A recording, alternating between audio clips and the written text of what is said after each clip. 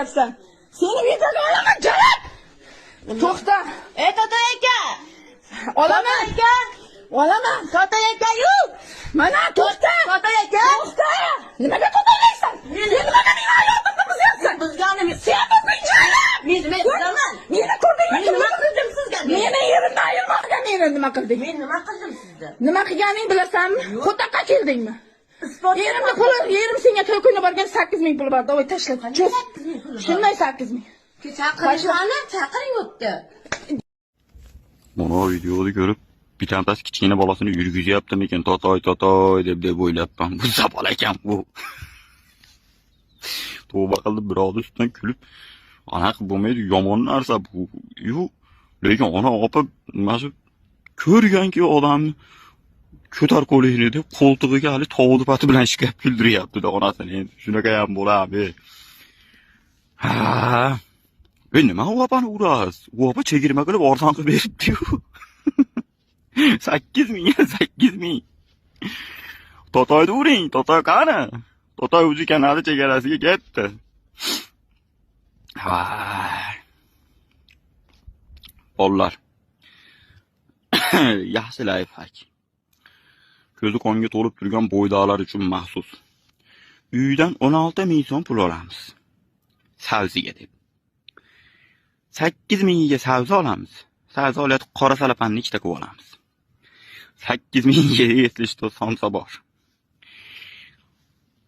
Ali qora salapanni bittasini kiydirib olib, endi iloji yo'q, qish, sovuq, ish bo'lmayapti.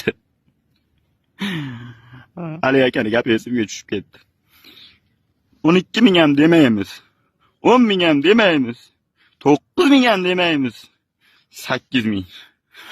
Butun O'zbekiston bo'yicha yagona narx. Onasini endi. She'rgacha olingan. Men she'rdan kelgan. Boshda o'ng tarafim suyagini polnay yo'q. Hali ham Allohning qudrati ekan.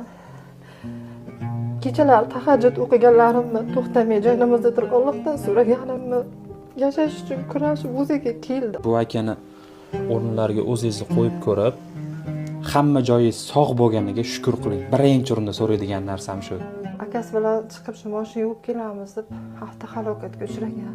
99-yil o'lim. Voqea joyida olamdan o'tdi. 5 oyda boshlab mana 9 marotaba operatsiya bo'lgan.